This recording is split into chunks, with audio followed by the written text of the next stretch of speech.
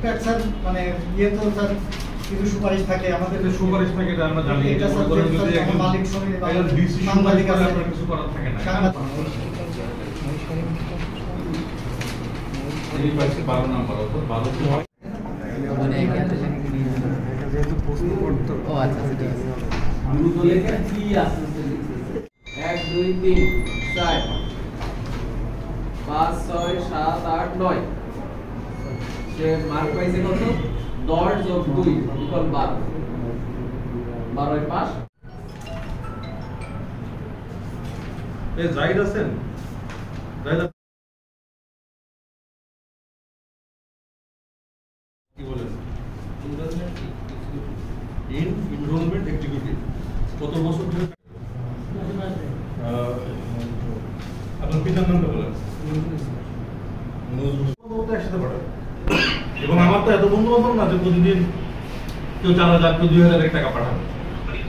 তার মানে আপনি ঘুষ খান না? আচ্ছা আপনার ফেব্রুয়ারি 2020 থেকে বর্তমান পর্যন্ত আছেন তাই তো? এর আগে কোথাও কি আউটসোর্সিং এ কাজ করছেন এভাবে? না না না না। নজরুল ও আপনার বাবা কোথায় আছে?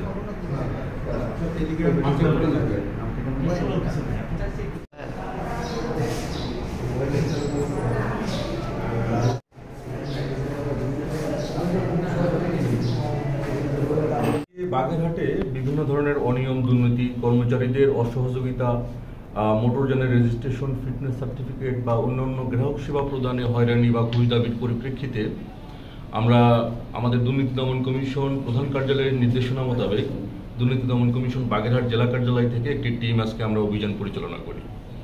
অভিযানকালে আমরা এখানে বিভিন্ন সেবা প্রত্যাশী যারা আছে এদের সাথে কথা বলি এবং ছদ্মবেশে আমরা এখানে কোনো ধরনের হয়রানি হচ্ছে কিনা আমরা সেটা অবলোকন করার চেষ্টা করি।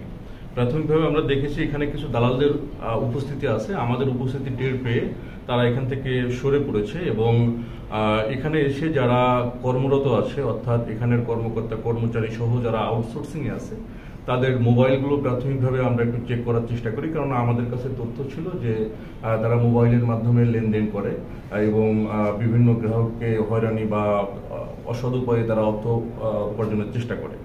আমরা কয়েকটা মোবাইল সিজ করে 4টা মোবাইল দেখে আমরা তাদের হোয়াটসঅ্যাপগুলোতে বা মেসেজে বিভিন্ন ধরনের ইঙ্গিতপূর্ণ মেসেজ আদান প্রদানের তথ্য পেয়েছি, সেখানে টাকা আদান প্রদানের তথ্য আছে। তার পরিপ্রেক্ষিতে আমরা তাদের যে মোবাইল ফিনান্সিয়াল সার্ভিস যেমন বিকাশ, রকেট, নগদ এগুলো আমরা চেক করেছি। বিকাশে আমরা হিউজ লেনদেন পেয়েছি, যেমন একজন এখানে আউটসোর্সিংয়ে কর্মরত একজনের প্রায় 15 দিনে আমরা প্রায় 30,000 টাকার মতো লেনদেন পেয়েছি বা একদিনে 10,000 15,000 টাকার লেনদেন পেয়েছি। এই লেনদেনগুলো আমরা পেয়েছি, আমাদের কাছে এই লেনদেনগুলো সন্দেহজনক মনে হয়েছে প্রাথমিকভাবে। আমরা আরও কিছু তথ্য নেওয়ার চেষ্টা করছি যে এই লেনদেনগুলো আসলে কোথা থেকে আসছে, কোন পারপাসে দিয়েছে, তার পরিপ্রেক্ষিতে আমরা একটা রিপোর্ট প্রদান করব। তাছাড়া আমরা আরও দেখেছি যে এখানে যে পরীক্ষার জন্য যে পরীক্ষা দেয় গ্রাহকরা বিভিন্ন লাইসেন্সের জন্য, এই পরীক্ষার খাতাগুলোকে আমরা মিসম্যানেজমেন্ট দেখতে পেয়েছি। যেমন একজন পরীক্ষার্থী 12 নম্বর পেলে 20 নম্বরের মধ্যে 12 নম্বর পেলে তাকে পাশ করানো হয়, অর্থাৎ লাইসেন্স প্রদানের জন্য সে উপযুক্ত হয়।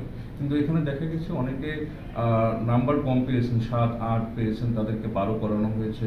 এবং আমরা এটাও দেখতে পেয়েছি যে এখানে একই হাতের লেখা দিয়ে যে পরীক্ষার প্রশ্নপত্র পূরণ করা হয়েছে যেগুলো লিখিত।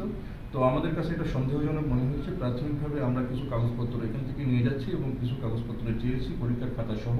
আমরা সেগুলো যাচাই বাছাই করে দেখব যে এখানে